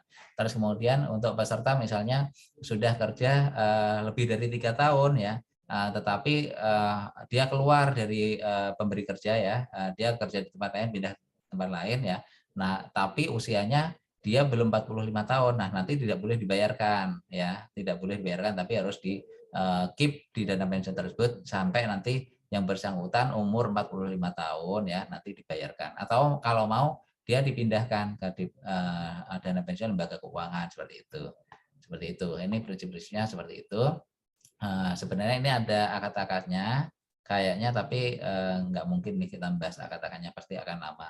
Ya intinya ini nanti pada saatnya dana manfaat pensiun harus dibayarkan. Next.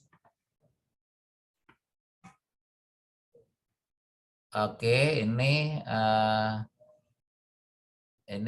apa ya? Ini sebetulnya mahasiswa sudah dapat juga ini. Oke, next berarti. Iya. Next. Sudah. Ini lembaga pergantian syariah LKM. Next. Ya, ini juga udah Pak. Oke, ini udah juga Bu. Pegadaian udah. Oke. Ya. Yang tadi itu ya belum, multi finance sama penjaminan belum itu mahasiswa. Oke. Oke. Berarti ini sudah ya. Next. Ini oke. Iya, ini juga udah. Lagi. Oke. Baik. Oke. Kalau dana pensiun tadi udah Bu ya? Sudah. Oke. Ya, saya mau menambahkan sedikit dana pensiun. Dana pensiun itu kan berarti nanti ada ini ya, ada kalau programnya PPIP, iuran pasti sama manfaat pasti. Kalau iuran pasti berarti iuran yang pasti ya, tapi manfaatnya nggak pasti ya, karena tergantung hasil pengembangannya nanti seperti itu. Terus kemudian kalau manfaat pasti itu adalah manfaatnya yang pasti, tapi jumlah iurannya tidak pasti karena iurannya itu akan disesuaikan jumlahnya sesuai dengan manfaat yang akan nanti diperoleh ya. Manfaatnya dipastikan yaitu karena ditetapkan di dalam rumus ya, misalnya 2,5% kali masa kerja kali PHDP ya, penghasilan dasar pensiun. Nah itu yang menjadi dasar. Artinya nanti kalau misalnya itu turun naik ya, itu mempengaruhi ini biar tidak turun naik itu mempengaruhi iurannya. Nah nanti yang menetapkan iuran karena manfaatnya harus pasti sehingga iurannya itu harus ditetapkan. Yang menetapkan itu nanti aktuaris ya, aktuaris dengan model perhitungan yang dimiliki. Nah nanti menentukan berapa yang harus dibayar pemberi kerja ya. Tetapi kalau yang harus dibayar peserta itu sudah ditetapkan di dalam peraturan dana pensiun seperti itu. Mungkin itu Bu Resva yang bisa kami sampaikan pada kesempatan ini. Mohon maaf kalau ada yang kurang ya, atau mungkin mengulang dari yang diperoleh di kelas ya. Baik, dari saya akhiri. Billahi taufiq wal hidayah. Assalamualaikum warahmatullahi wabarakatuh. Terima kasih atas perhatiannya. Waalaikumsalam warahmatullahi wabarakatuh. Terima kasih banyak Pak Trisman. Baik Bu. Banyak sekali bahan-bahan yang sudah disampaikan Pak Trisman. Semoga mahasiswa sudah bisa menyerapnya ya, menyimak dan mencatat. Karena ada hal-hal yang belum kalian ketahui, yaitu multi finance syariah, yaitu pembiayaan penjaminan syariah, modal ventura syariah, ya. Nah, itu sementara yang lain sudah dipelajari tapi tidak selengkap yang tadi disampaikan Pak Trisman. Jadi insya Allah mudah-mudahan kalian sudah mendapatkan ilmu yang banyak tentang IKNB Syariah ini dan ya nanti insya Allah bermanfaat. Baik, mungkin kita di sisa waktu ini dipersilakan mahasiswa yang ingin bertanya, dipersilakan. Meli, silakan Meli, sampaikan pertanyaannya.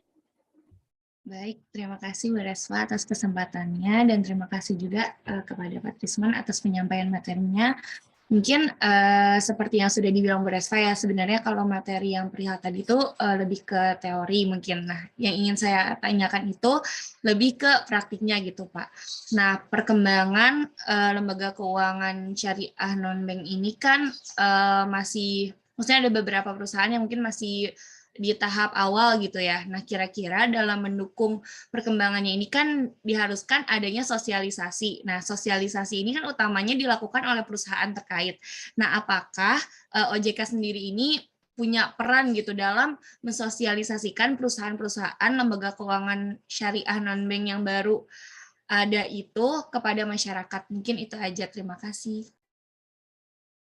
Oke, mungkin langsung dijawab saja ya Pak. Silakan Pak Trisman.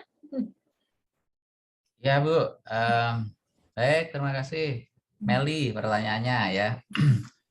Jadi apa namanya? Tentunya untuk apa namanya, untuk perkembangan syariah ini kan jadi perhatian kita bersama ya. Tadi sudah saya sampaikan ya, baik dari pelaku maupun dari regulator sendiri. Nah, tadi pertanyaannya adalah kontribusi OJK ya di dalam apa namanya, melakukan sosialisasi. Apakah OJK melakukan hal seperti ini juga ya? Nah, apa namanya, pada prakteknya, nah ini kami juga melakukan sosialisasi juga ya kepada masyarakat ya, baik itu ke kampus-kampus maupun ke masyarakat yang lain ya.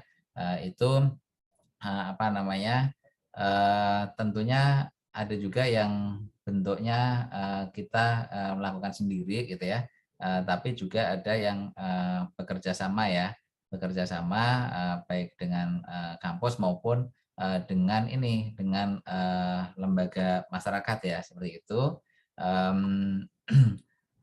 Sehingga apa namanya, sosialisasi ini juga tidak hanya dilakukan oleh perusahaan saja, tapi OJK juga melakukan, dan itu juga terencana juga Bu Meli ya, terencana di dalam setiap tahunnya. Mungkin itu aja.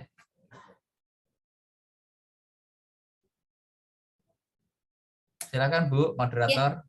Baik, alhamdulillah. Bagaimana Meli? Sudah mengerti? Sudah paham?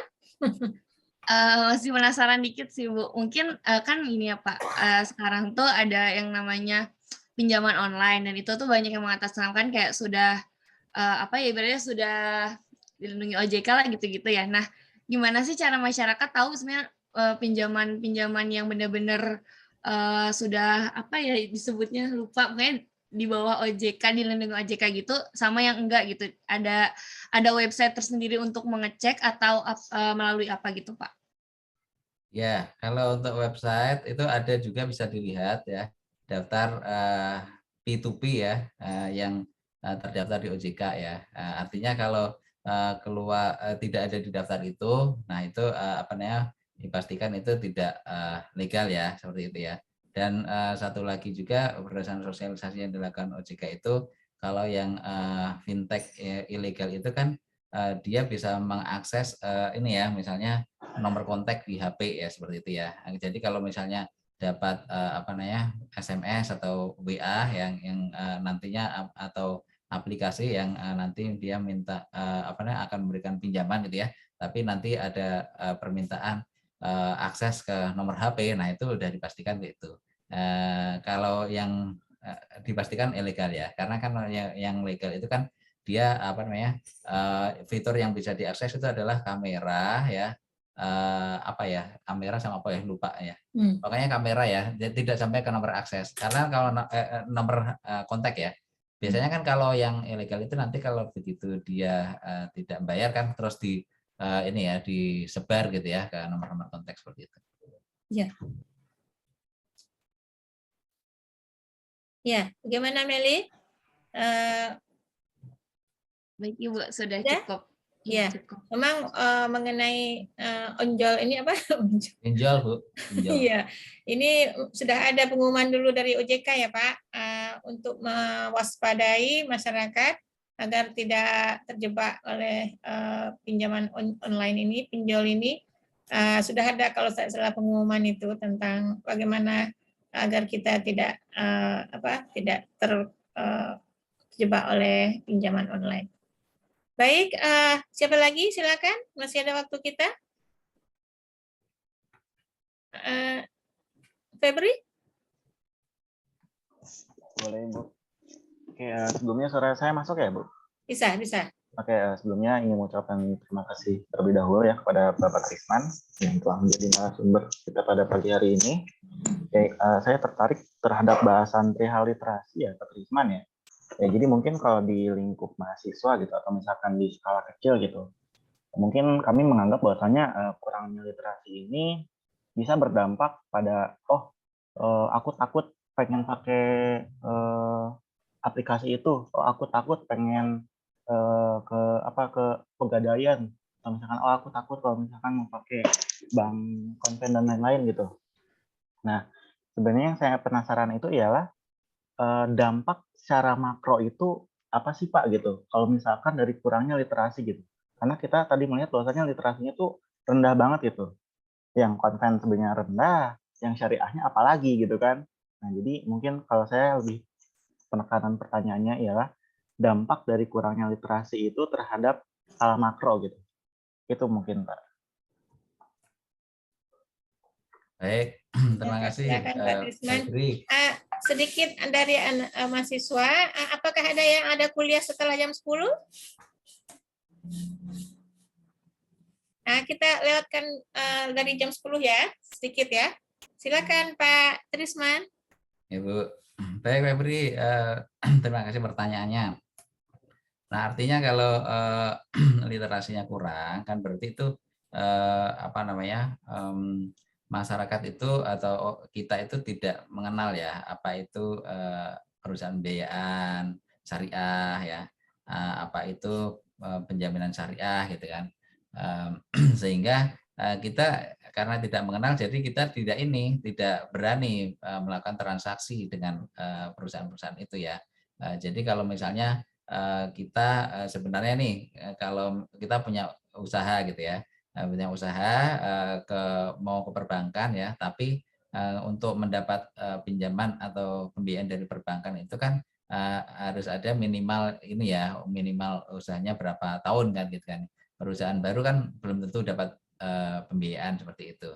Nah, karena kita kurang literasinya terkait dengan penjaminan syariah misalnya ya, sehingga kita stuck di situ, mau ke bank nggak bisa ya, sehingga tidak bisa memperoleh pembiayaan, tidak bisa memperbesar permodalan usaha kita gitu kan, sehingga ya itu pada akhirnya ini kita bisa stuck pada modal yang kita punya aja ya, tidak bisa memboost kegiatan bisnis kita ya, atau mungkin ini tidak bisa meneruskan kegiatan usaha kita ya, atau berhenti seperti itu. Nah, itu adalah contoh yang saya berikan ya. Artinya ketika literasi itu kurang ya, secara makro pada akhirnya demand atas industri tersebut ya itu kurang ya, sehingga karena permintaannya kurang, nah itu secara langsung berarti berpengaruh pada aset keuangan syariah itu sendiri seperti itu kan ya, yang pada intinya perkembangan syariah menjadi ini tidak secepat yang kita harapkan gitu ya. Makanya dari sisi market share-nya, nah itu nggak besar-besar nih, terjebak di 5% saja gitu, seperti itu. Secara makro seperti itu, Feb. Demikian, Bu. Oke, Febri, sudah mengerti ya? Sudah paham ya? Insya Allah cukup kok Ibu. Atur nuhun pada Pak Trisman. Ya, ini sudah lewat jam 10. Seandainya mahasiswa masih ada yang mau ditanyakan, silakan di chat room atau di bukan di chat room ya, di ini saja, di grupnya. Nanti kita sampaikan ke Pak Trisman. Nanti Ibu akan sampaikan, ya. Baik, kalau ada yang hal-hal yang ingin ditanyakan, ya. Baik, mungkin demikian diskusi dan presentasi diskusi dari dari Pak Trisman pagi ini. Ingin Ibu highlight bahwa memang kuliah tamu kita ini sebetulnya adalah untuk menyerap informasi sebanyak-banyaknya dari narasumber, dalam hal ini dari Pak Trisman. Jadi kita mengharapkan ilmunya ya. Kalau ada kalian yang ingin ditanyakan lagi, seperti Ibu bilang tadi, silakan ya menyampaikannya ke grup, nanti akan Ibu sampaikan ke Pak Trisman ya pertanyaan-pertanyaannya. Baik, dengan tidak memperpanjang waktu lagi, Ibu akhiri diskusi kita, dan mohon maaf kalau ada hal-hal yang kurang berkenan. Dan sekali lagi terima kasih kepada Pak Trisman yang sudah memberikan ilmunya yang begitu banyak kepada kita semua, dan semoga insya Allah bermanfaat bagi kita semua. Wabillahi taufik wal hidayah. Wassalamualaikum warahmatullahi wabarakatuh. Dan Ibu silakan kepada Isna lagi. Silakan Isna. Baik, terima kasih banyak kepada Bu Respa sebagai moderator yang telah memandu sesi kuliah tamu dan juga sesi tanya jawab pada hari ini. Baik, untuk selanjutnya ada penyerahan sertifikat kepada Pak Trisman selaku pemateri pada acara hari ini. Mungkin kepada operator bisa ditampilkan.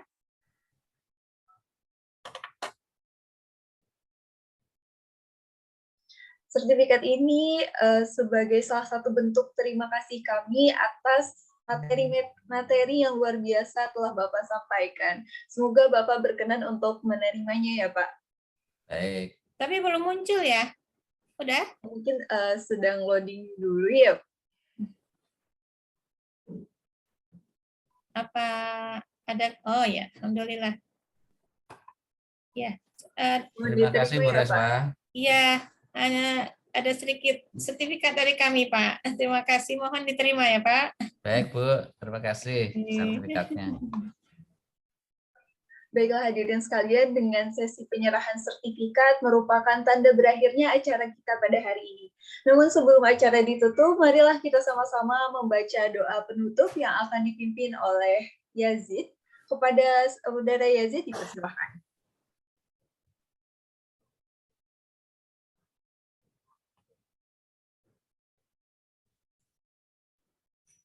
Mana Yazid? Apakah Yazid ada? Ya. Oke. Silakan. Baik, izin memimpin pembacaan doa penutup dalam acara kita pada hari ini. Sebelum membaca doa, marilah kita beristighfar sebanyak-banyaknya. Astaghfirullahalazim, astaghfirullahalazim, astaghfirullahalazim. A'udzu billahi minasyaitonir rajim. Bismillahirrahmanirrahim. Alhamdulillahirabbil alamin. Alhamdulillahirabbil alamin. Allahumma innaka ta'lamu anna hadhil qulub qad ijtama'at ala mahabbatik wal taqat ala ta'atik wa tawahadat ala da'watik wa ta'ahadat ala nusrati syari'atik fa'athikillahumma rabitataha wa adim muddaha wahdiha subulaha wamla'ha binurikal ladzi la yakhbu washrah suduraha bifaidil imani bik wa jamili tawakkuli alaik wahiha bima'rifatik wa mitsa ala syahadati fi sabilik innaka ni'mal maula wa ni'man nasir. Allahumma amin. Shallillahumma ala sayyidina Muhammad wa ala alihi wa sahbihi wa sallim. Alhamdulillahirabbil alamin. Sekian, terima kasih. Wassalamualaikum warahmatullahi wabarakatuh. Waalaikumsalam warahmatullahi wabarakatuh. Terima kasih saya ucapkan kepada Yazid yang telah membacakan doa penutup sebagai tanda berakhirnya pula acara kita pada hari ini. Saya Isnadiar Askiani memohon maaf apabila terdapat kesalahan baik perkataan maupun perbuatan, dan terima kasih atas partisipasinya. Wassalamualaikum warahmatullahi wabarakatuh. Waalaikumsalam warahmatullahi wabarakatuh. Terima kasih Bu Respa. Sama Pak Ibu Trisman. dosen dan adik-adik mahasiswa, Pak Jenal, terima kasih banyak. Pak Trisman, boleh kita di-share bahannya tadi ya, Pak? Boleh Bu, boleh. Apakah nanti dikirim ke saya atau ini Mbak Nalisa ya yang ngirim ya? Iya, Bu. Iya, boleh nanti izin saya share di chat box ya, Ibu, Bapak. Oh ya, silakan. Biar mahasiswa bisa langsung ambil, bisa copy. Oke. Nanti mahasiswa bisa langsung ambil ya.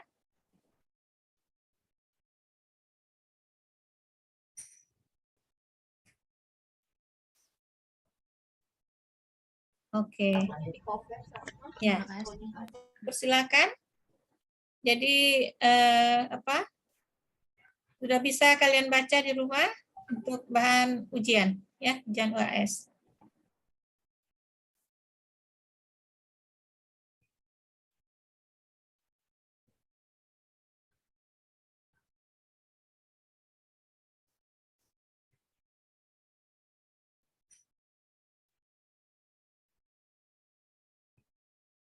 Baik, Bapak Ibu, Bu Reswa, mohon pamit. Ya, masih sekali lagi terima kasih sudah banyak. bersilaturahmi. Ya. Baik. Insya Allah mungkin kami akan sering mengundang ya Pak. Baik Bu. Biasanya Silakan. kami setiap semester ada selalu kuliah tamu, Insya Allah. Ya. Jadi jangan kapok ya Pak dari IKNW